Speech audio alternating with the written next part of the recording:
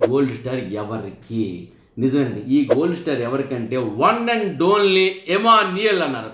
కర్మణ్యే వాధికారస్తే మా ఫలేషు కదాచన మా కర్మ ఫలహేతుర్భు మాతే సంగోస్త కర్మణి. కర్మ చేయడం పైన నీకు అధికారం ఉంది, అలా అని కర్మలో వచ్చే ఫలితానికి నీకు అధికారం లేదు. అలా అని కర్మకి నేనే కారణమని నువ్వు అనుకోకూడదు. ఇన్ని లేనప్పుడు నాకు ఎందుకండి అని కర్మ విడిచిపెట్టదు. నీ కర్మ నువ్వు చేసుకుంటూ పో, ఫలితాన్ని ఆశించుకో, దాని మట్టుకు అదే వస్తుంది. ఇదే కదా కర్మ సిద్ధాంతం. అదే కర్మ సిద్ధాంతానికి ప్యాంటు షర్ట తొడిగితే అది నిలువెత్తు ఎమాన్యుయల్ అండి. ఆయన ఆట ఆడుతున్నాడు, గెలవట్లేదు. గెలిచినా ఫలితం దక్కట్లేదు. ఫలితం వచ్చినా కెప్టెన్షిప్ వచ్చింది, ఒక్క రోజులో పోయింది. చూసారా, ఒక్క రోజులో పోయిన తర్వాత కూడా గుర్తింపు ఉందా?